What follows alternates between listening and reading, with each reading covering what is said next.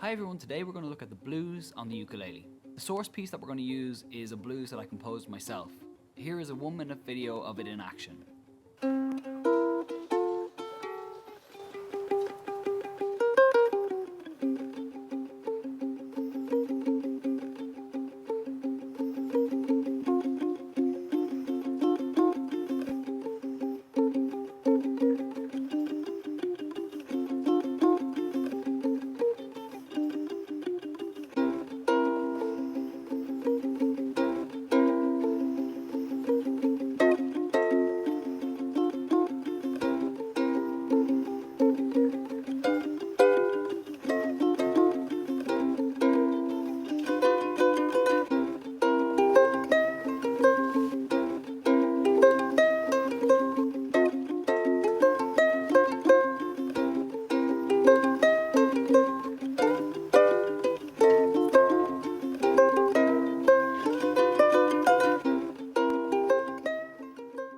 As you can see, there are 3 main ukulele parts, and it will be my hope that in an ensemble setting or in a classroom setting that each of the 3 parts could be played simultaneously in a group format. So let's start with part 1, which is the rhythm section. So within this part there are 3 distinct moves. There's a C part, an F part,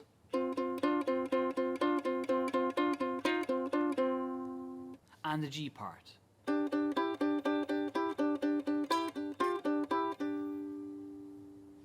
The C, F and G are respectively referencing the underlying harmony of a standard 12-bar blues. So the overall structure of the piece will have 4 bars of C major, 2 bars of F major, 2 bars of C major, and then in the last line we'll have a bar of G major, a bar of F major, a bar of C major, and a bar of G major. Next we're going to look at the actual notes themselves individually. On the C part, you place your first finger on the 2nd string on the 3rd fret, and as per the tab, you simultaneously play the open 3rd string against that note. That then repeats before we put our 3rd finger on the 5th fret on the 2nd string, and again we play the open 3rd string against that simultaneously. And then we're back to the 3rd fret. And then the latter half of that bar simply repeats this process. So all together really slowly. 1, 2, 3, 4. 3, 3, 5, 3. 3, 3, 5, 3, 3, 3, 5, 3. The 2nd bar of this part extends the riff by putting our baby finger on the 6th fret. So all together, 2 bars back to back, we have 1 and 2 and 3 and 4 and 3, 3, 5, 3, 3, 3, 5, 3, 3, 3, 5, 3, 6, 3, 5, 3, before moving on to F. Let's have a look at the F part. So the F part is essentially a sequence in terms of its pattern from the C part. However, we do have to change the shape. This time our first finger is on the 1st fret on the 2nd string, and again it doesn't have to move throughout this F part. On the 3rd string, this is where we have our moving part. So we play the 2nd string and the open 3rd string at the same time again. Repeat that, and then you play the 2nd fret on the 3rd string with our middle finger, and back to open, and then you repeat that for the latter half of the bar. Really slowly it goes like this, and I'll say open, open, 2, open, referencing the moving part with our middle finger. Bar 1 of the F part. 1 and 2 and 3 and 4 and open, open, 2, open, open, open, 2, open.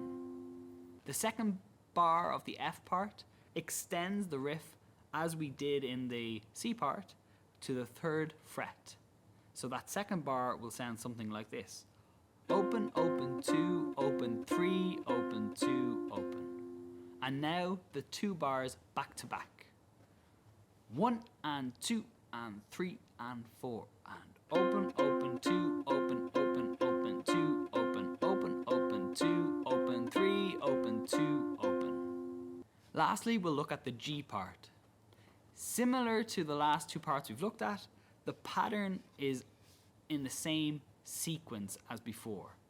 It begins with our first finger on the second fret, this time on the third string, and we hold our top fourth string open. And the open remains constant throughout this part. Our moving part is now on the third string. Similar to the previous parts, we have 2, 2, 4, 2, 2, 2, 4, 2, 2, 2, 4, 2, 5, 2, 4, 2. The 2 bars back to back really slowly. 1 and 2 and 3 and 4 and 2, 2, 4, 2, 2, 2, 4, 2, 2, 2, 4, 2, 5, 2, 4, 2. We will now put it all together into a 12-bar blues. Starting on C for 4 bars, moving to F for 2 bars, going back to C for 2 bars, and then on the last line, you'll notice that we don't have 2 bars for the G part. So what we will do is we play the first bar of the G part, then it goes to the F,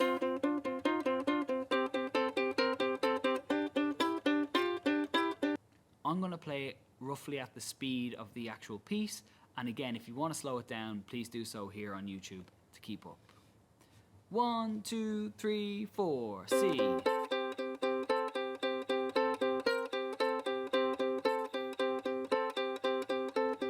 F. C.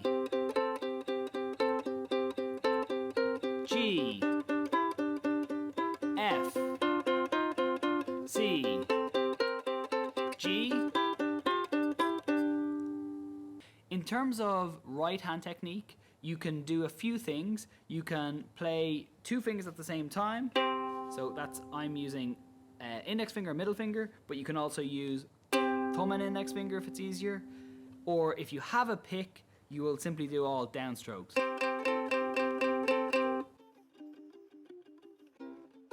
Let's now look at ukulele part 2. This part is all about 7th chords. So in blues music, a large proponent of the sound is using this dominant 7th on each of the chords. So the chords that I use on this part are C7, which involves you putting your first finger on the first string on the first fret, and all of the other strings are open. For F7, we're going to bar the 5th fret with our first finger, and then on the first string, we're going to put our middle finger on the 6th fret, creating the 7th sound. For G7, we need to learn 2 shapes. The first shape we'll look at is on the first position. So our middle finger goes on the 3rd string on the 2nd fret, our first finger goes on the 2nd string on the 1st fret, and our 3rd finger goes on the 1st string on the 2nd fret. And the second shape of G7 we're going to look at is very similar to the F7 shape, just up 2 frets. So we bar the 7th fret and put our middle finger on the 1st string on the 8th fret. In the actual 12-bar blues structure, the way that we play these chords is with a dotted crotchet quaver rhythm. So we have 1, 2, 3, 4, 1 and 2 and 3 and 4 and, playing on the 1 and the and of 2. So we have 1 and 2 and 3 and 4 and a bar's rest before playing the same thing again. 1 and 2 and 3 and 4 and. In the very last bar, the rhythm changes and we have a rest on the 1 and then we're in on the and 2 and 3 and 4 and with this rhythm on the lower shape of G7, and we have 1 and 2 and 3 and 4 and we're going to try and crescendo that too. So the whole part at speed, but again you can slow this down if you wish. 1 and 2 and 3 and 4 and 1 and 2 and 3 and 4 and nothing 2 3 4. 1 and 2 and 3 and 4 and rest. 1 and 2 and 3 and 4 and rest. Back to C7. 1 and 2 and 3 and 4 and rest. G7. F7. C7. And then 1 and 2 and 3. Next we're going to look at ukulele part 3, and that is the melody. So the melody here works as a kind of call and response to the chords part we just looked at. What you will hear when you listen to the piece in full is the chords and an answer in the melody. So we have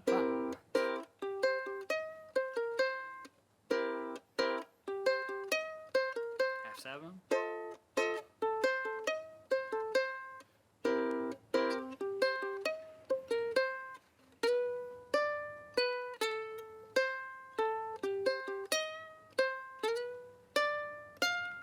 So the call and response nature of this part really reflects the traditional nature of the blues. The way to play it on the ukulele, we hold our first finger over the bottom 2 strings, first and second, on the 3rd fret, and the first 3 notes are on 1 and 2 and 3 and 4 and. Second string, first string, second string. Then we have our baby finger or our 3rd finger play 6, back to 3 on the first string, 6 on the second string, and back to 3 on the first string. All together, 1 and 2 and 3 and 4 and 1 and 2 and 3 and 4 and off. 2 and 3. Same again. And 4 and 1 and 2.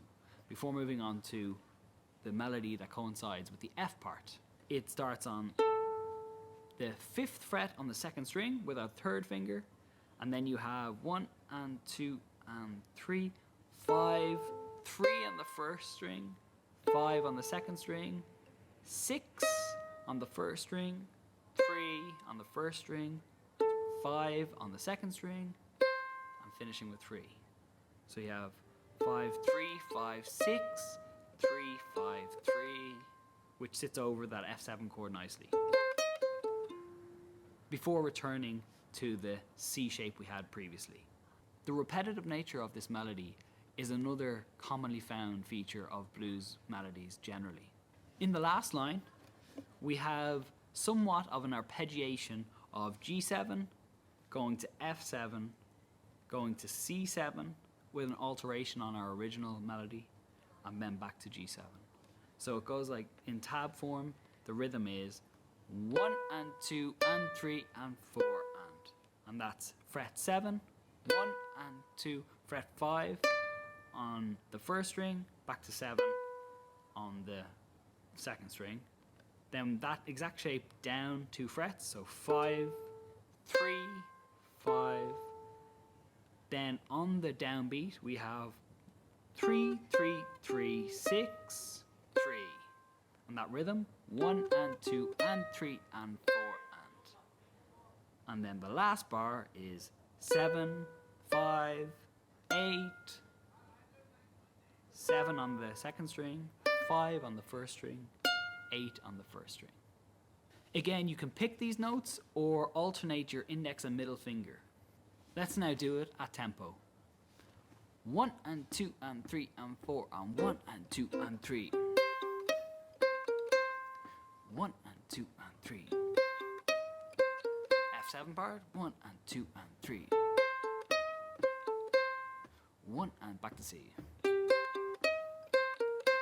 G part.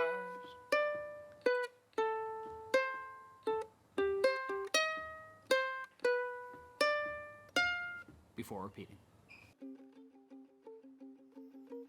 So the last thing I want to look at is the introduction, and then the major pentatonic scale on ukulele and the minor pentatonic scale in ukulele, detailed in the document that's attached below in the description of this video. So the intro sounds like this.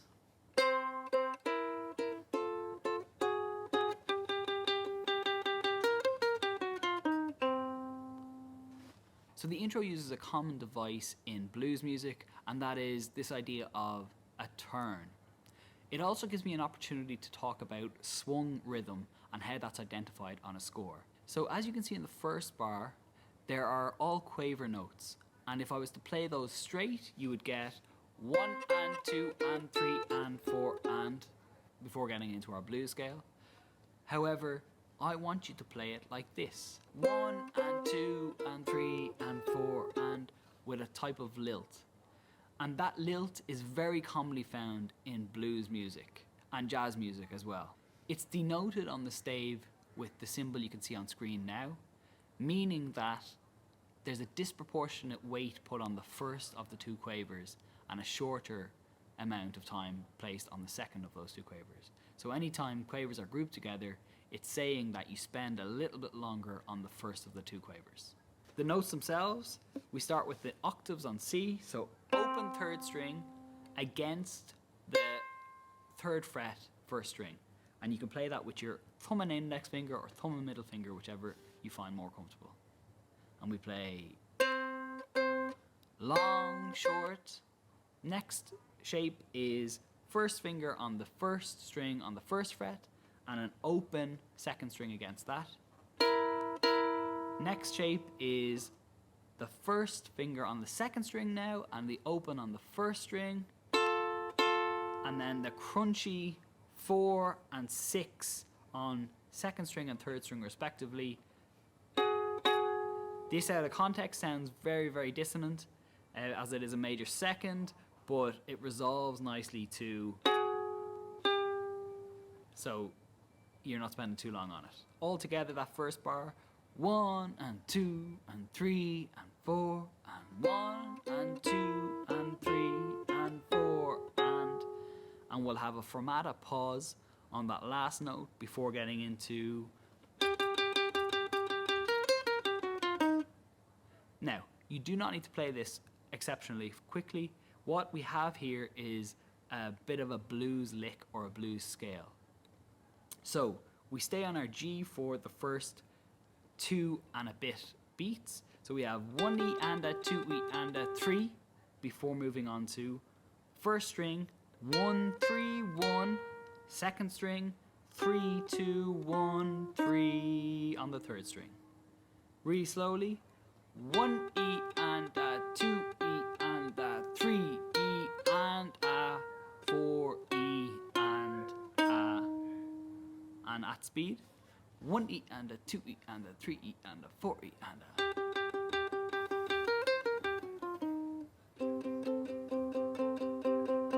Will follow.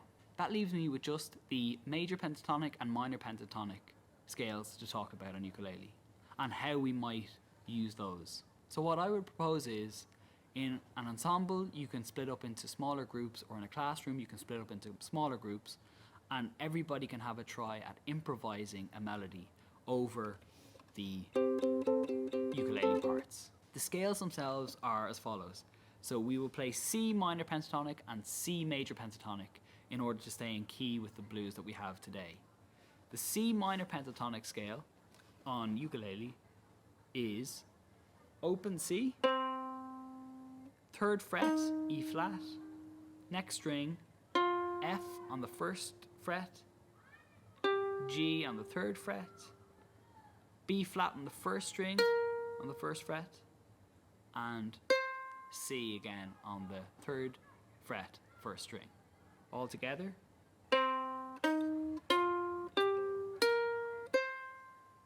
Its major equivalent is open, 2, open on the next string, 3, open on the next string, 3. Open 2, open 3, open 3. So both of these scales will sit nicely over the blues, and the way you might think of them is as cousins, and one of them is a little bit nicer and one of them is a little bit meaner. I would consider the minor pentatonic to have the kind of grittier, more bluesy, perhaps meaner streak, and the major pentatonic has a much friendlier sound to it. Both can be used effectively in a solo. insofar as you could start on the major pentatonic, and then towards the climax of your solo, you could switch over to the dark side and play some minor pentatonic licks. So that is it. I hope you have a lot of fun playing the blues on ukulele. If you have any questions, please leave them below in the comment section. Remember that there's a free PDF below of all that I've covered today. As always, thank you for watching, and if you found this useful, please consider hitting subscribe. See you in the next one.